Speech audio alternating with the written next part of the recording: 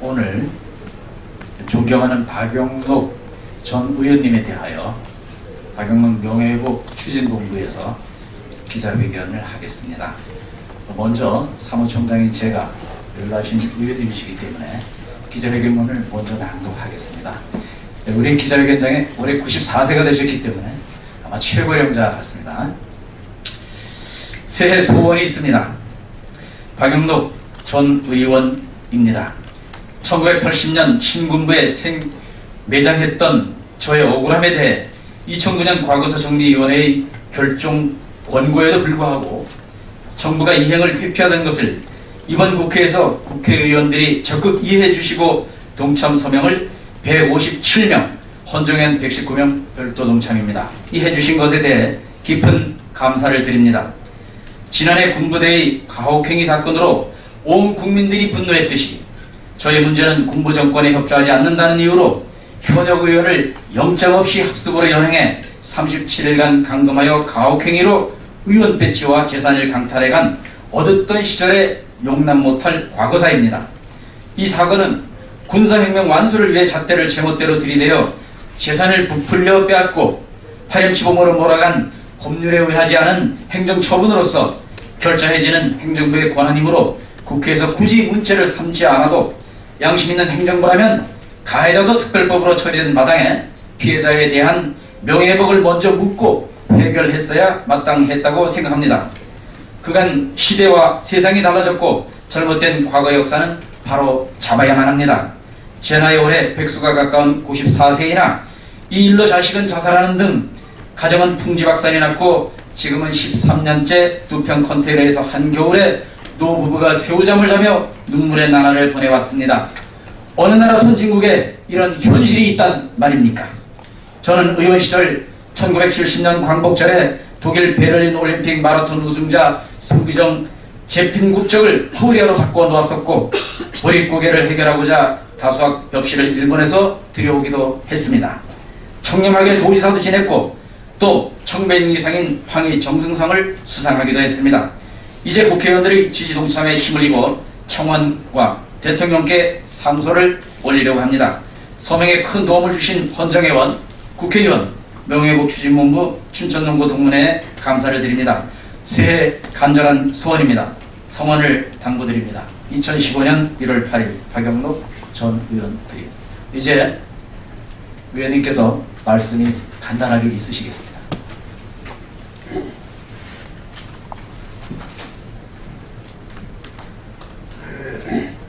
언론 창달을 통해서 우리 대한민국의 민주헌정 발전에 선인차, 견인차 역할을 해주시는 언론인 여러분, 새해 더욱 건강하시고 건투하시기를 천지신명께 기원하면서 이 늙은 사람이 여러분에게 도움의 호소를 하기 위해 이 자리에 섰습니다. 여러분께서 아시다시피 군대 내에서에 있어서의 사병에 대한 가혹행위도 있을 수가 없다. 이것은 범죄 사실이니까 전 국민이 이것을 시정해야 된다. 이렇게 해서 작년 연말이 간 것 같습니다. 그런데 이 상권 분립 제도 하에서 현역 국회의원을 영장 없이 잡아다가 38일 동안 불법 감금하고 국회의원직 사퇴서를 받기 위해서 가혹행위를 수없이 하고 그리고 재산도 5억 이상이 돼야지 부정축제자로서 환수를 한다는 저 스스로의 규정을 파기하고 6천만 원 뺏긴 안 되는 재산을 18억으로 상향 조정을 해. 만일에 이것을 국민이 알게 되면 청렴 정치인이 돼가지고 정치 생명을 끊을 수가 없고 또 우리가 혁명을 하려고 하는 목적은 정치인이 나라의 재산을 불법 취득하고 부정축조해서 나라가 잘못됐기 때문에 이러한 정치인들을 전부 없애버리고 나라를 구하겠다. 이것이 우리가 해야 할 군사 정부의 일이기 때문에 혁명을 한다. 그러는데 야당 대표를 잡아다가 조사한 사람의 재산이 6천만 원 밖에 안 돼. 5억의 10분의 1도 안 된다 이 말이야.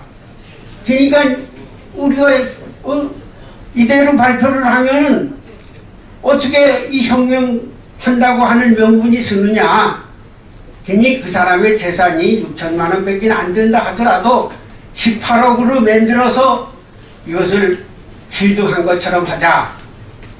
그래 가지고 38일 동안 감금을 하고 사퇴서 도장을 찍으라고 해. 그래서 내가 그때에 이 민주국가에서 국회의원 사퇴서는 국회의장에 내고 선거 국민에게 내는 거지, 군대 졸병 앞에서 내가 이 국회의원 사퇴서를 내? 이거 못 낸다. 또 그리고 내 재산이 6천만 원 밖에 안 되면 6천만 원을 국회에다가 환수하면 되지, 18억을 환수하겠다? 그래, 흙덩어리를 금덩이로 속여서 국고에다 넣겠다는 거냐? 그래, 18억도 안 되는 6천만 원짜리를 국고에다 넣으면 나머지 12억은 그렇지. 그것은 17억은 이건 뭐 가짜로 한다는 거냐? 그러니 6천만 원이면 내가 6천만 원 그대로 바치겠다. 그런데 그 사람들이 그 말을 안 들어. 이 18억으로 해서 바쳤다고 도장을 찍어라 이거예요. 그 도장을 안 찍으면 어떡하냐 이 사람들이. 그때는 참 우리가 알기로는, 여러분은 그때 사정을 모르지만은 이 전두환 이 장군을 뭐라고 했는가 하면은 연마대왕이라고 했어. 또 우리를 잡아가는 사람들은 뭐냐 할 것 같으면은 저승사자. 이 저승사자가 와서 잡아가가지고 그 앞에 가시면은 말이야, 이 세상이 이거는 다른 세상이요. 그 도장을 안 찍으니까 뭔 얘기를 하느냐. 응? 자식들을 옆에 잡아다가 고문을 해. 그 울음소리가 들려. 그러면 와가지고 뭐고 하면은 조사관이 말이야. 그때 그래도 내가 만났던 조사관이 다행히 조옥보이라고 해가지고 경찰에서 하던 사람인데, 그 일반 그 군인들은 이 조소도 잘 못 듣는 사람들이 있기 때문에 그때 그 경찰 조사원을 갖다가 했기 때문에 이 사람이 그렇게 과격하게 못하고 이러면은 말이야, 나가고 말이야. 그 사람이 고문을 할 수도, 다른 또 군대가 들어와가지고 말이야, 도장 안 찍으면 어떻게 되는지 아느냐? 너 옆에 저 소리 들리지 않느냐? 저기 네가 말이야 도장을 안 찍기 때문에 너희 자식을 갖다가 저리는 거요. 그 자식이 불쌍하지 않느냐? 그 자식이 중요하냐? 너 명예가 중하고 재산이 앞으로 국회의원을 또 하려고 해서 그리는데 그 명예가 중요하냐? 당신이야말로 인간이 아니요. 자식이 그렇게 신음하는데 어떻게 자식 생각을 하고 도장 척 찍으면 되지? 도장을 안 찍으니 너는 중국놈보다도 못해. 이런 놈은 서빙고로 가야 돼. 서빙고에 가면은 거기에선 귀신이 나오고 뱀이 나오고 호랑이가 나오고, 너 같은 놈은 금방 들어가자마자 실신해서 죽어버려. 그래, 그런 맛을 좀 볼래? 이거 나가자. 그 도장을 안 찍어.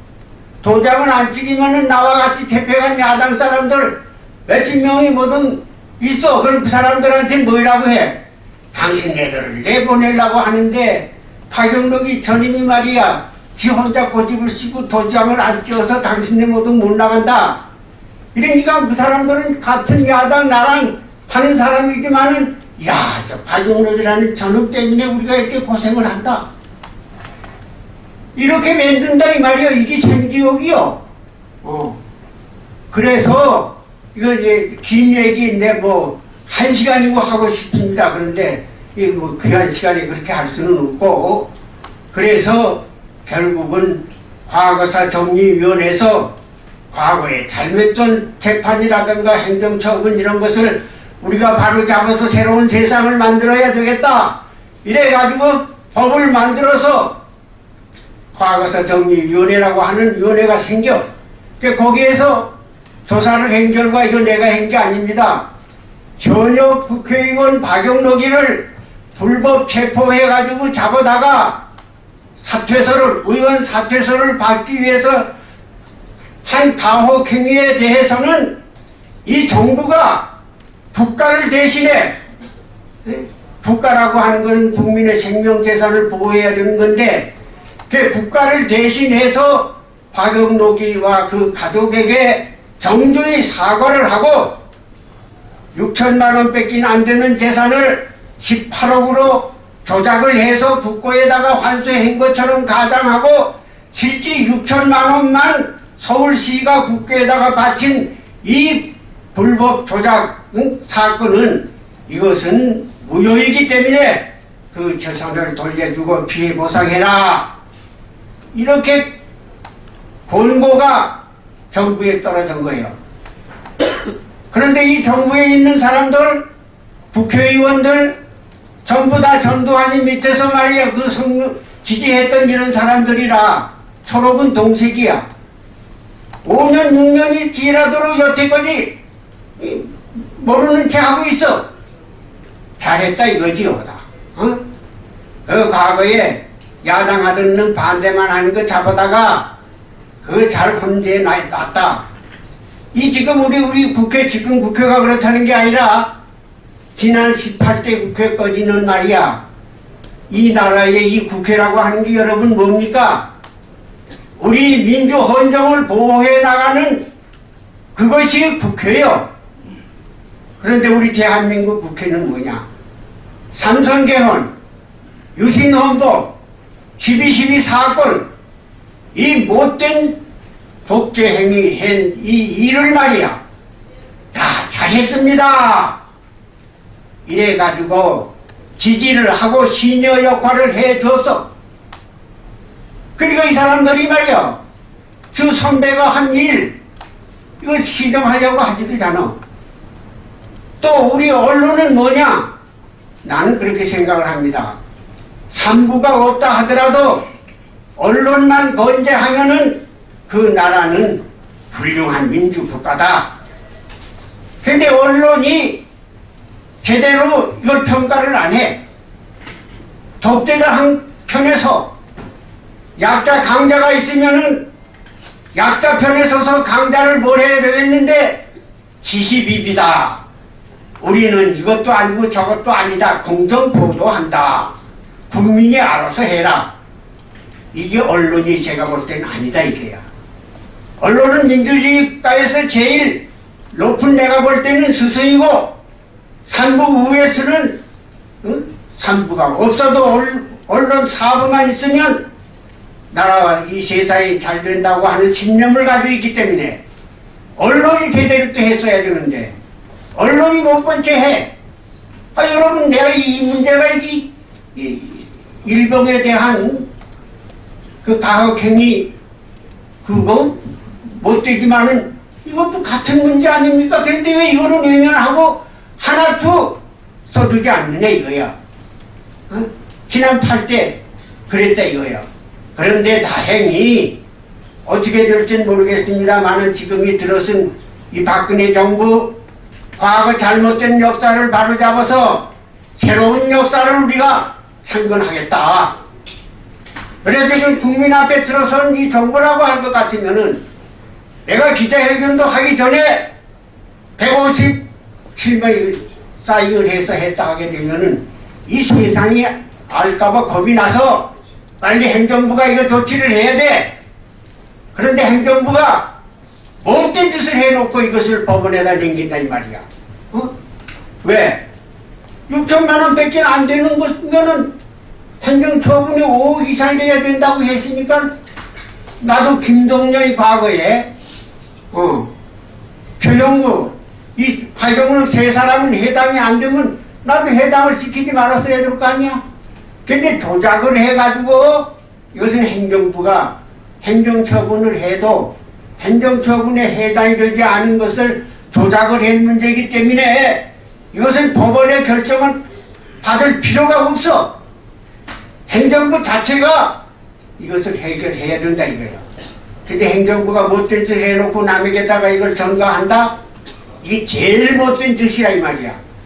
그러니까 오늘 여기 와서 계시는 이 언론인 여러분께서 지금까지 이렇게 한 사람의 정치 생명이 생매장을 당했다가 이제 소생되는 이러한 마당에 여러분들께서 말이야, 과거의 이 문제, 앞으로의 문제 예리하게 판단을 해서 여러분이 우리 대한민국 국가에 있어서의 민주헌정을 수호해 나가는 최첨단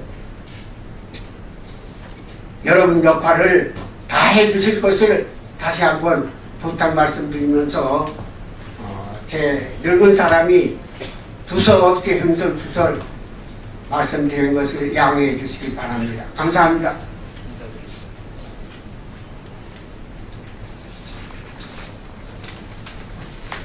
고맙습니다.